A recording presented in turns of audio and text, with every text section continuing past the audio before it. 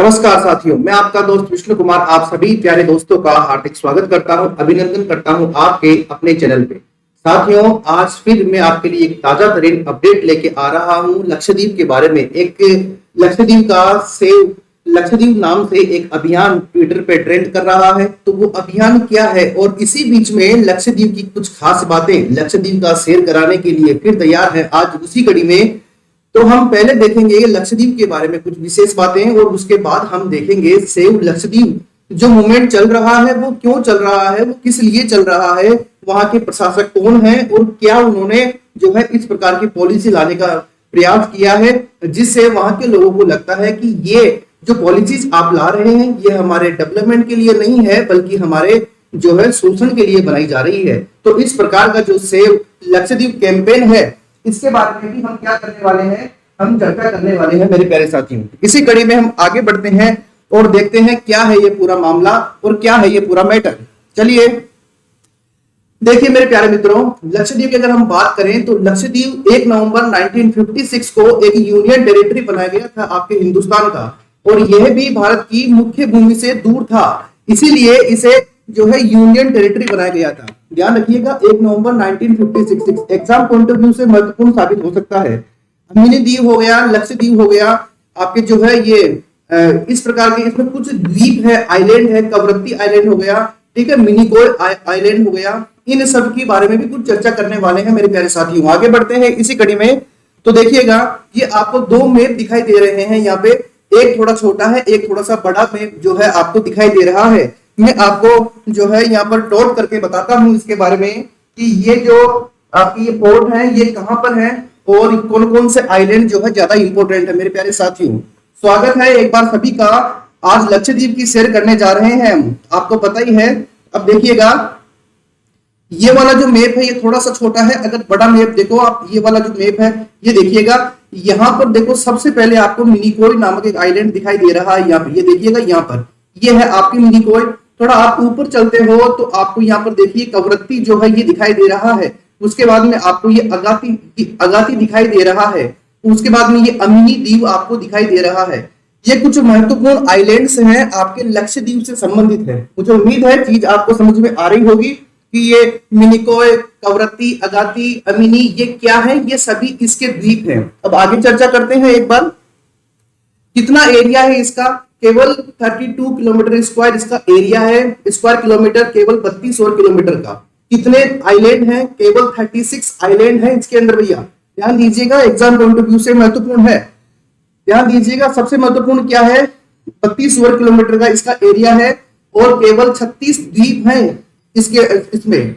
अब देखिएगा इसका कंट्रोल कौन करता है? आप जानते हो जितने भी यूटीज होते हैं यानी आपके यूनियन टेरिटरी होते हैं उनका कंट्रोल आपके सेंट्रल गवर्नमेंट के द्वारा एक प्रशासक के माध्यम से किया जाता है। प्रशासक कौन होता है? ये कोई भी हो सकता है, प्रशासनिक अधिकारी भी हो सकता है, कोई राजनीतिक व्यक्ति भी हो सकता है, जो है इनको यहाँ पे अपॉइंट करता है और सीधा सेंट्रल गवर्नमेंट यहाँ का मैनेजमेंट करता है। ध्यान दीजिएगा इसके अंदर 3 प्रमुख उपद्वीप समूह है, यानी द्वीप तो इसके अंदर 36 है लेकिन 3 क्या है, द्वीप समूह है इसके अंदर, जैसे अमिनी द्वीप समूह, लेकाडाइट द्वीप समूह और मिनिकोय द्वीप समूह। पूछा जा सकता है आपसे अमिनी और मिनिकोय को तो आप आंसर कर दोगे, लेकिन अगर आपसे पूछा जाए एग्जाम में कि लेकाडाइट द्वीप समूह कहां पर है तो ध्यान दीजिएगा ये कहां पर है, आपके इसी लक्षद्वीप यूनियन टेरिटरी में है मेरे प्यारे साथियों। आगे बढ़ते हैं, देखिएगा इसमें जो अमिनी द्वीप है ये सबसे नॉर्थ में है और जो मिनिकोय आइलैंड है ये सबसे साउथ में है। ध्यान दीजिएगा सबसे नॉर्थ में मिनिकोय है और सबसे साउथ में क्या है, सबसे नॉर्थ में आपके अमिनी द्वीप है और सबसे साउथ में आपके मिनिकोय आइलैंड है। ध्यान दीजिएगा पूछा जा सकता है। अब बात करते हैं कि ये कैसे बने हुए हैं, ये किससे बने हुए हैं, यानी कोई पर्वत के हिस्से हैं या और कुछ बात है। तो देखिएगा ये आपके जो आपके अरेबियन सी के अंदर जो आपके आइलैंड्स हैं ये सभी क्या है, आपके प्रवाल द्वीप है। क्या है ये? प्रवाल द्वीप है और एक प्रवाल का एक विशेष प्रकार है एटोल। ध्यान रखिएगा अगर आपसे पूछे एटोल क्या है तो ये प्रवाल का विशेष प्रकार है एटोल, जो कहां पर मिलता है, जो आपके लक्षद्वीप आइलैंड पर मिलता है। तो ध्यान दीजिएगा प्रवाल को बोलते हैं कोरल रीफ से बने हुए आइलैंड हैं आपके, और कोरल रीफ कौन से प्रकार वाला? एटोल प्रकार वाला। आगे बढ़ते हैं। इस क्षेत्र की जो कैपिटल है वो है कवरत्ती, और ये केवल कैपिटल ही नहीं है बल्कि यहाँ का प्रोमिनेंट सिटी भी है, यानी सबसे प्रमुख शहर है आपके कवरत्ती। ध्यान दीजिएगा, यहाँ पर एक आइलैंड है जिसका नाम है पिट्टी आइलैंड, और पिट्टी आइलैंड जो है मेरे प्यारे साथियों एक क्या है आपके बर्ड सेंचुरी है। पूछा जा सकता है कि पिट्टी आइलैंड कहाँ जो है पिट्टी बर्ड सेंचुरी कहां पर है, तो ये कहां पर है आपके लक्षद्वीप में है। एग्जाम पॉइंट ऑफ व्यू से महत्वपूर्ण है। आगे बढ़ते हैं, ध्यान दीजिएगा यहाँ पर 93% यानी पब्लिक जो है वो स्वदेशी है, और अधिकांश है आपके मुस्लिम धर्म से संबंधित है, और मुस्लिम धर्म में भी सुन्नी संप्रदाय की जो सफी शाखा है उससे संबंधित है। अगर यहाँ की लैंग्वेज पूछे तो यहाँ पर अधिकतर मलयालम भाषा बोली जाती है। यहाँ के स्थानीय लोग जो है महल भाषा भी बोलते हैं, और जो है दिवेही जो है यहाँ की एक लिपि है, और ये न केवल दिवेही लिपि आपकी यहाँ पर काम में आती है बल्कि मालदीव में भी काम में आती है। यानी प्रमुख भाषा हुई मलयालम और आपके महल, ये दो प्रमुख भाषाएं हुई आपके यहाँ पर। इसी कड़ी में आगे बढ़ते हैं, देखिएगा यहाँ पर यानी लक्षद्वीप की बात करूं तो आर्थिक और सामाजिक पिछड़ेपन के कारण यहाँ पर अनुसूचित जनजातियां जो है ये मिलती है। यहाँ पे आपको क्या मिलती है, अनुसूचित जनजाति यानी ट्राइब्स मिलती है। ये इसलिए बता रहा हूं कि इस यूनियन टेरिटरी में कोई ऐसी यानी अनुसूचित जाति नहीं है, ये इंपॉर्टेंट बात है। यानी यहाँ पर कोई भी एससी नहीं है, केवल एसटी के लोग ही यहाँ पर निवास करते हैं। ऐसा नहीं है कि रह नहीं सकते, लेकिन वहां की जो 2011 की सेंसस है, जनसंख्या के आंकड़े हैं, उसके अनुसार ये बात निकल के सामने आई है। अब देखते हैं, अब आपके दिमाग में आ रहा होगा कि सर वहां की इकोनॉमी कैसे चलती है, तो ध्यान दीजिएगा, मछली पकड़ना, नारियल की खेती, रस्सी बनाना और पर्यटन, ये यहाँ के प्रमुख उद्योग हैं जो यहाँ की इकोनॉमी को बूस्ट अप करते हैं। और पर्यटन जो है टूरिस्ट पॉइंट ऑफ व्यू से महत्वपूर्ण है, इस बात का थोड़ा सा ध्यान रखिएगा। अभी देखिए, ये करंट की अगर मैं बात करूं तो ध्यान दीजिएगा, जैविक कृषि यानी ऑर्गेनिक एग्रीकल्चर के लिए भारत जो है इसने हाल ही में एक स्कीम चलाई थी, भागीदारी गारंटी प्रणाली। इसके तहत संपूर्ण लक्षद्वीप को जैविक कृषि के लिए एक एरिया डिक्लेयर किया है। आप जानते हो आपके भारत में सिक्किम ऐसा पहला राज्य है जिसे पूर्ण रूप से आपके ऑर्गेनिक एग्रीकल्चर जो है वो डिक्लेयर कर दिया गया है कि अब यहाँ पर जो खेती होगी वो पूर्ण रूप से जैविक कृषि होगी। अब ये जो जैविक कृषि है, लक्षद्वीप को भी ऐसा ही एरिया डिक्लेयर कर दिया गया है, इसके द्वारा सेंट्रल गवर्नमेंट के द्वारा। ये आप मैप देख लीजिएगा, ये मैंने आपको पहले ही बता दिया है। आगे बढ़ते हैं, अभी देखो चर्चा का कारण क्या रहा है। चर्चा का कारण देखिए, आप न्यूज़पेपर के अंदर द हिंदू के अंदर लिखा हुआ है, corporate mindset driving administration action says Lakshadweep MP, यानी वहां के जो मेंबर ऑफ पार्लियामेंट है वो कह रहे हैं कि आप जो है एक व्यवसायी दिमाग से हमारे यहाँ पर प्रशासन का संचालन कर रहे हैं। और यहाँ पर जो है आगे देखो, और सुर्खियां न्यूज़पेपर में देखिए, लक्षद्वीप विवाद, बीफ को बैन कर दिया गया है, प्रशासक के ऊपर गंभीर आरोप लगाए जा रहे हैं और लोग वहां के नाराज है, और ट्रेंड कर रहा है सेव लक्षद्वीप। ये जो प्रशासक आप यहाँ पर देख रहे हैं ये है श्री प्रफुल्ल पटेल साहब। प्रफुल्ल पटेल साहब की बात भी करेंगे। आगे बढ़ते हैं, देखिए ये दैनिक जागरण बता रहा है कि लक्षद्वीप विवाद बढ़ा। राहुल गांधी जी ने भी माननीय प्रधानमंत्री मोदी जी को पत्र लिखकर ये कहा है कि आप इस मूवमेंट में हस्तक्षेप कीजिए और लक्षद्वीप को बचाइए। तो आइए जानते हैं क्या है विवाद के कारण। देखिएगा, सबसे पहले बात कर लेते हैं हम श्री प्रफुल्ल पटेल साहब की। और प्रफुल्ल पटेल साहब जो है अभी कहां पर है आप जानते हो, अभी लक्षद्वीप के प्रशासक बने हुए हैं। गुजरात के अंदर जब नरेंद्र मोदी साहब की सरकार थी, वो मुख्यमंत्री थे, उस समय प्रफुल्ल पटेल साहब वहां पर होम मिनिस्टर हुआ करते थे जब अमित शाह जी सेंट्रल गवर्नमेंट में मतलब सेंट्रल की तरफ आ गए थे। उसके बाद दमन दीव का इन्होंने प्रशासक इन्हें नियुक्त किया गया। उसके बाद में अब जो है ये लक्षद्वीप का मैनेजमेंट करने के लिए पिछले दिसंबर 2020 में करीब 5-6 महीने पहले जो है इन्हें लक्षद्वीप की जिम्मेदारी दी गई। ये है प्रफुल्ल पटेल साहब, इनका फोटो आप ये देख लीजिएगा, ये है। अब देखिए इनकी कुछ ऐसी पॉलिसीज आई जिससे वहां के स्टूडेंट एसोसिएशन ने, छात्र संगठनों ने और वहां के राजनीतिक दलों ने ये कहा कि आपकी नीतियां जन विरोधी है और अधिनायकवादी नीतियां हैं, और इसीलिए उन्होंने सेव लक्षद्वीप के नाम से एक ट्विटर पर वार ट्रेंड करवाया जो कि चर्चा का विषय बना है मेरे प्यारे साथियों। देखते हैं आगे। अब देखो, ये देखो सेव लक्षद्वीप ये क्यों चलाया है, क्या इनकी क्या पॉलिसी थी। तो इनकी जो 4-5 पॉलिसी मैं आपको ब्रीफ में बता देता हूं। पहले यहाँ पर क्या था, आपकी जो है लीकर बैन हुआ करती थी, यानी शराब जो है यहाँ पर बैन हुआ करती थी, लेकिन टूरिस्ट के पॉइंट ऑफ व्यू से शराब को जो है उस पर बैन हटा दिया गया है। दूसरा यहाँ पर जो है बीफ उत्पादों को लेकर जो है पहले यहाँ पर कोई बैन नहीं था, उनके ऊपर रोक लगा दी है कि अब जो है इस प्रकार का मांस यहाँ नहीं चलेगा। और इन्होंने जब ये आपके प्रफुल्ल पटेल साहब जब यहाँ पर चीफ बन के आए, तब इन्होंने कोरोना के रूल्स को कुछ इस तरह चेंज किया कि पिछली लहर के अंदर आपके लक्षद्वीप में कोरोना का कोई भी केस जो है वहां पर दिखाई नहीं दिया था, लेकिन इनके रूल्स के बाद में वहां पर नेगेटिवली इंपैक्ट देखा गया इस चीज का। इसके अलावा इन्होंने एक Lakshadweep development authority regulation act 2021 बनाया है, जिसको लेकर वहां के लोगों के बीच में चिंताएं हैं। इसके अलावा एक सबसे बड़ा एंटी सोशल एक्टिविस्ट एक्ट है, जिसको लेकर वहां के लोग डरे हुए हैं।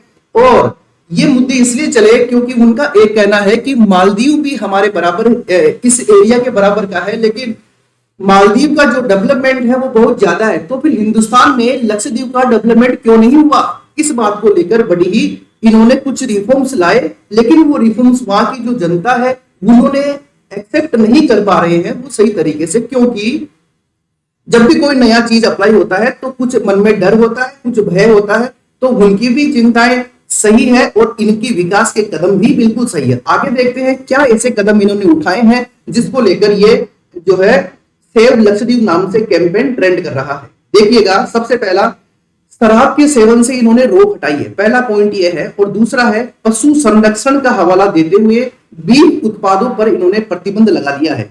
जबकि आप जानते हो कि लक्षद्वीप के अधिकतर आबादी जो है मछली पालन के ऊपर निर्भर करती है भैया, ये सबसे इंपॉर्टेंट बात है। और यही नहीं, तट रक्षक अधिनियम के उल्लंघन के आधार पर तटीय इलाकों में मछुआरों की झोपड़ियों को तोड़ने के आदेश भी दे दिए, जिससे वहां के लोगों में रोष आ गया।